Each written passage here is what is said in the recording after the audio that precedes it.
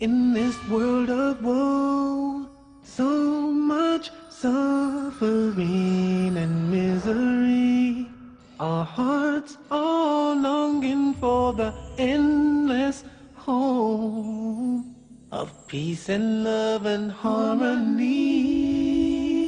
Oh, no more bitterness, hatred or greed. Paradise is the place we need.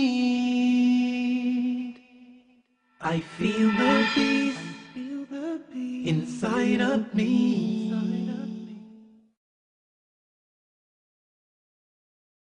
Greetings and peace. This is Dr. Laurence Brown with another episode of Interfaith Issues, where we discuss the issues of common interest to the three Abrahamic religions of Judaism, Christianity, and Islam. Today, I'm going to be talking on the concept of original sin. The reason that this concept is of interest is because it is not unanimously accepted by the three monotheistic religions of Judaism, Christianity, and Islam. As a matter of fact, even though the concept of original sin is prevalent in Western Christianity, it is not even universally accepted among Christians. Now, when we look at the Abrahamic faiths, Judaism, Christianity, and Islam, we find that Judaism and Islam have no concept whatsoever of original sin. In fact, the Eastern Christian churches also do not follow this tenet of Trinitarian Christianity. The concept of original sin, I think everybody knows. The proposal is that Adam and Eve sinned when they disobeyed God's commandment not to eat of the fruit of the forbidden tree in paradise. When they ate of the forbidden tree, they became sinful, and that sin has persisted within their lineage, which means you and me, all of mankind, until this time. And it is, in effect, one of the critical elements of Christian faith, because Christian faith teaches us that we are born sinful, we have sin as an integral element of our being, and we can only achieve redemption through belief in Jesus Christ, because according to their tenets of faith, it was the atoning sacrifice of his death that paid for the sin, the original sin that afflicts all of us. Well, to begin with, I just want to first start with a common sense sort of observation.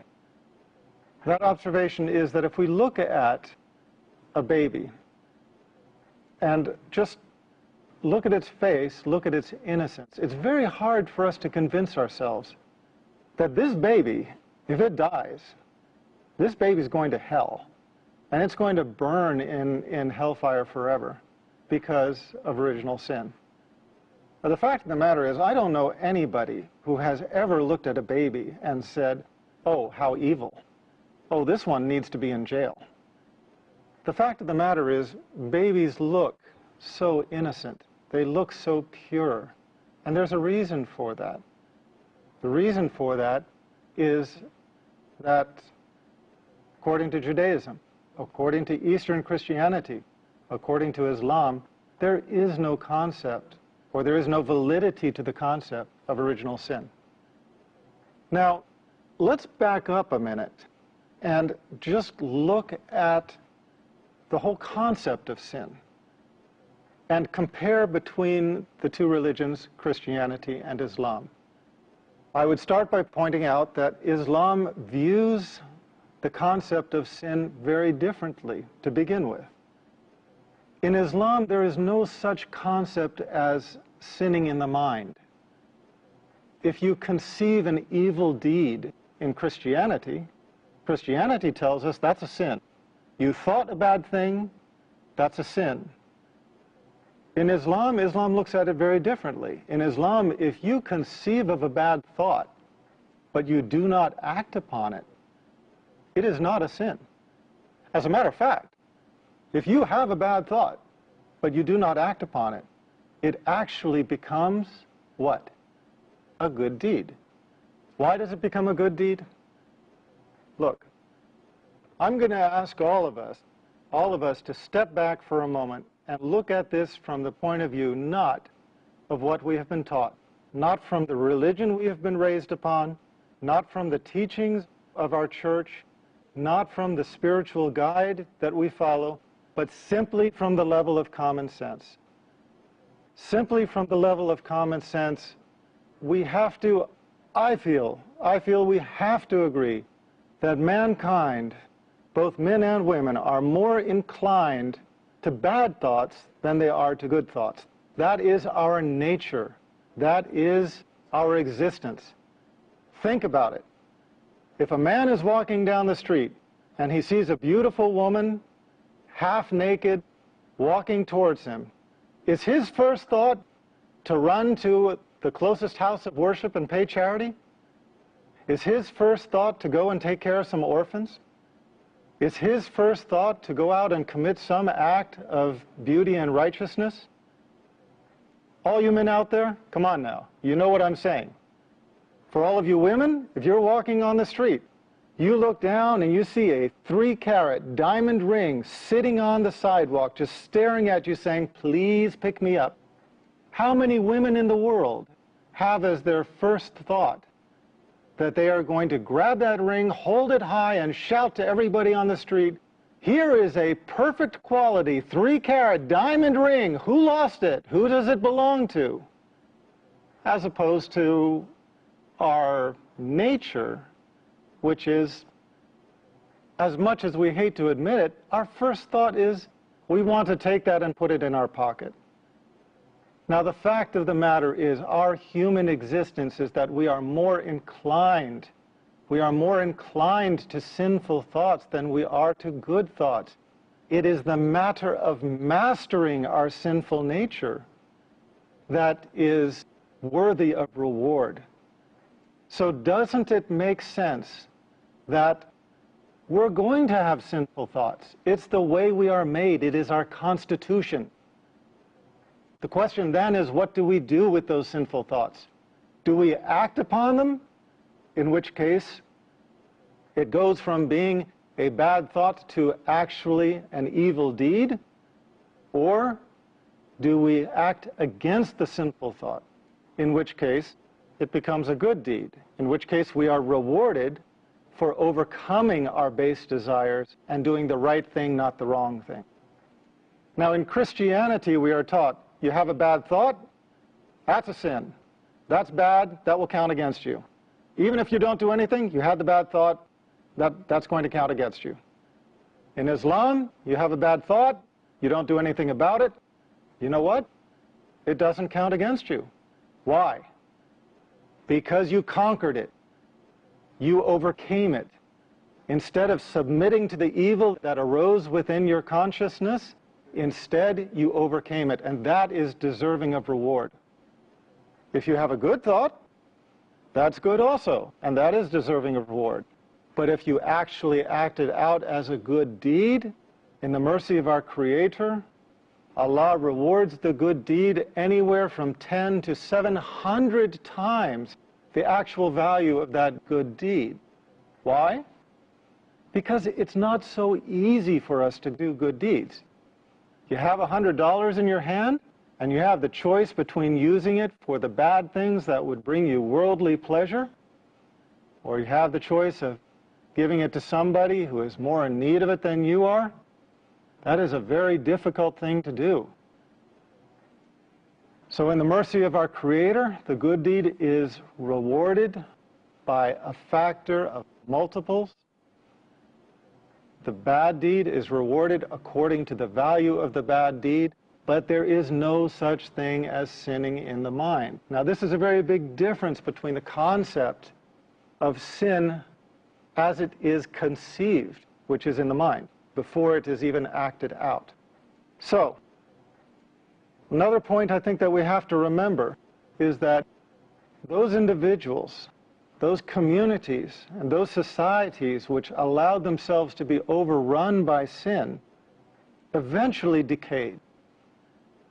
And we see this time and time and time again.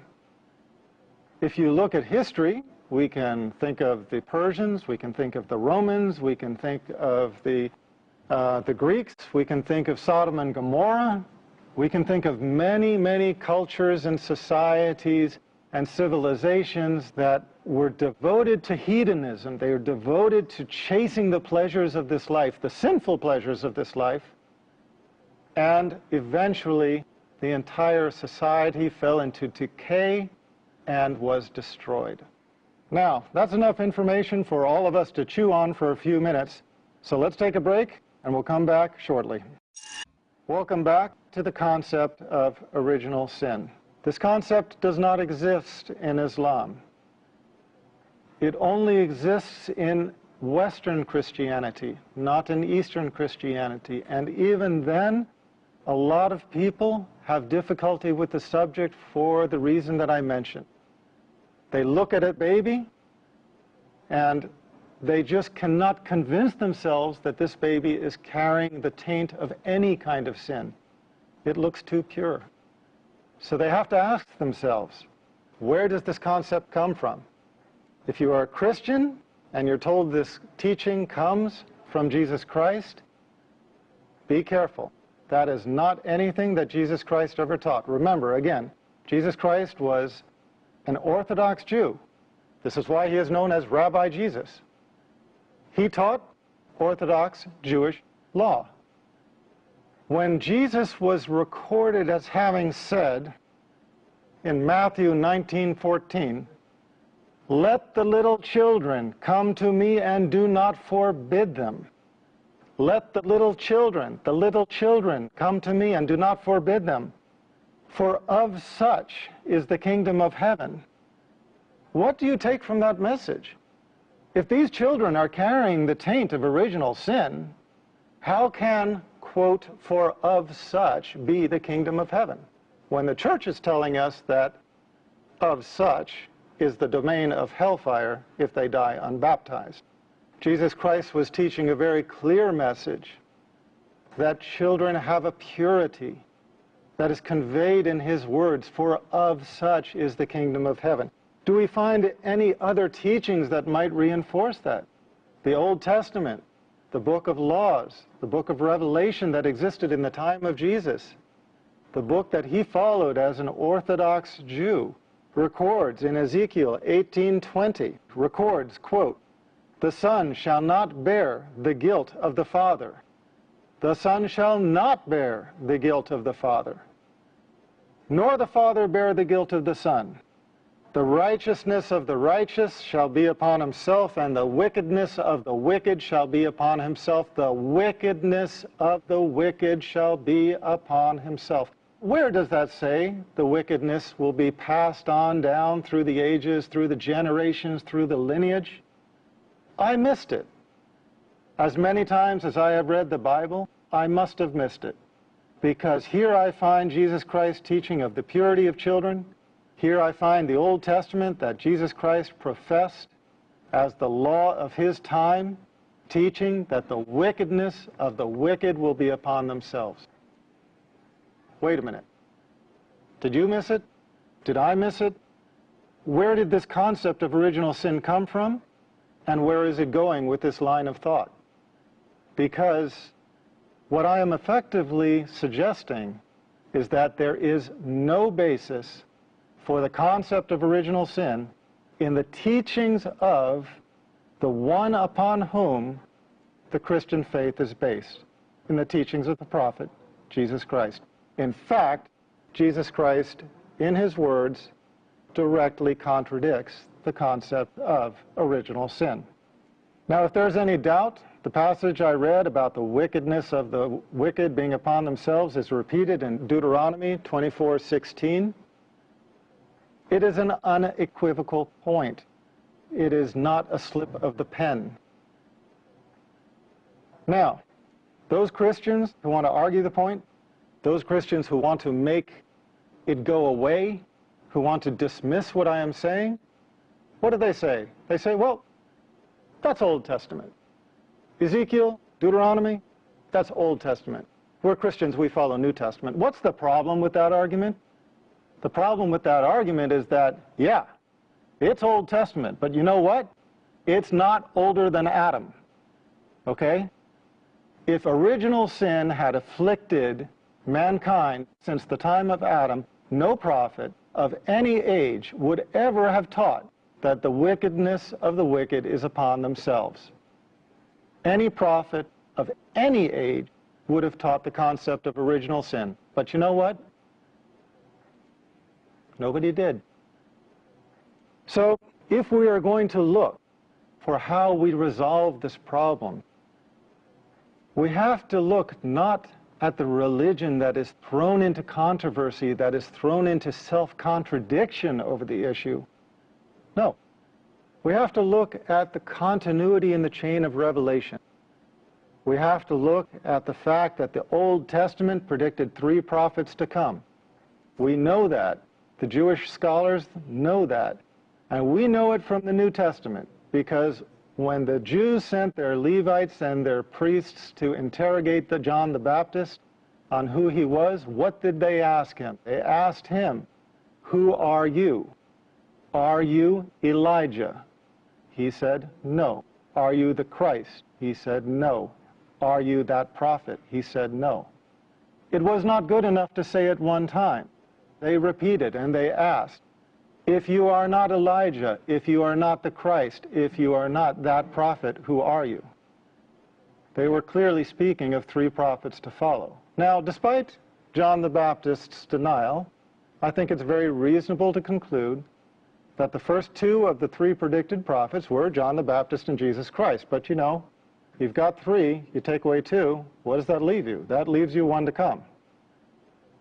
So if we're going to look for resolution to this concept of original sin, we have to ask ourselves, is there a religion out there that is consistent with the teachings of Jesus Christ on this matter? A religion which might represent the teachings of the 3rd final predicted prophet? I would suggest that yes. Islam has no concept of original sin. In the religion of Islam, each person is accountable for their own actions. A person bears their own sins from birth? No. Because again, that would not make sense, that would not be godly. A person bears the weight of their sins from the time of discrimination, from the age of discrimination, from the age at which they know the difference between right and wrong. That's what makes sense. That is what makes sense. And that is what a person is held accountable for in the religion of Islam. According to the Holy Quran, quote, "Man can have nothing but what he strives for." That is Surah 53, Ayat 38. Quote, "Who receives guidance, receives it for his own benefit.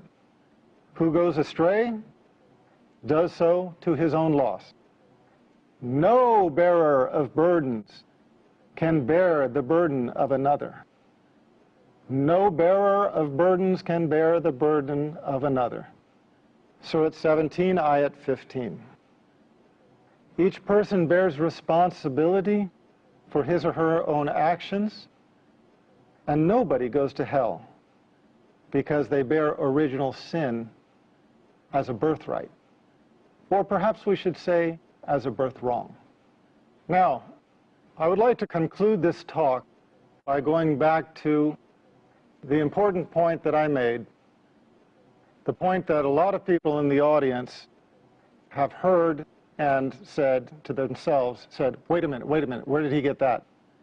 And that is the point of the 3 predicted prophets to follow.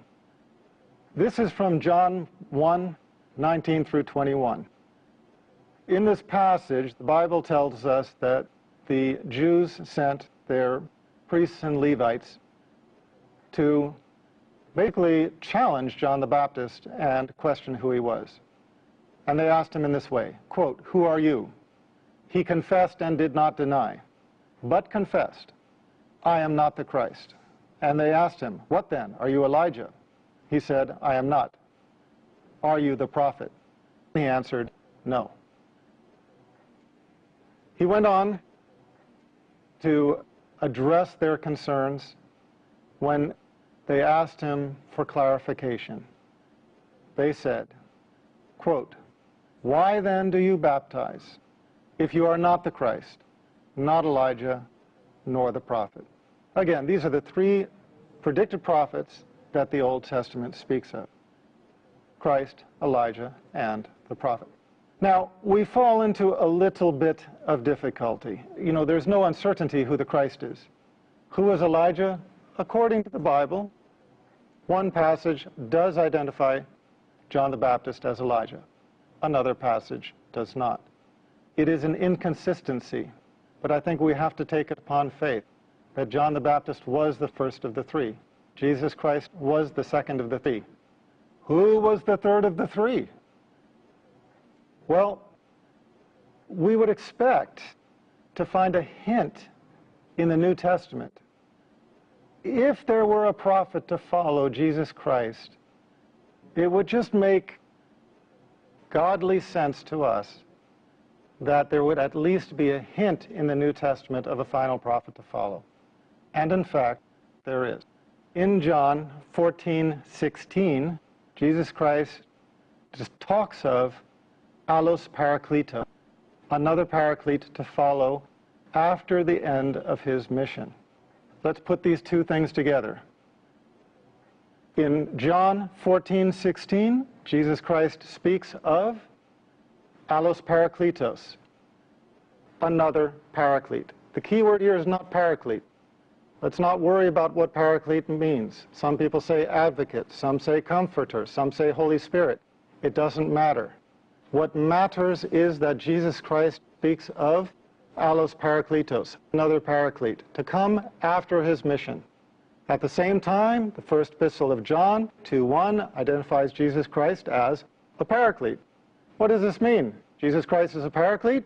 He is saying after his mission, another paraclete will come. Another what? Another of whatever he is.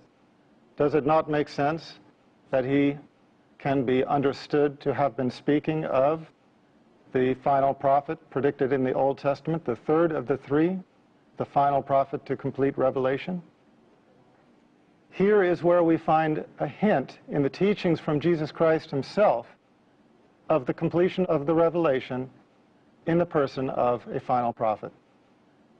Once again, I remind all of you watching, if you want further information, if you would like to read on depth, please visit my website, www.leveltruth.com. You will find everything that I have said and a great deal more in my books, starting with this one, Misguided.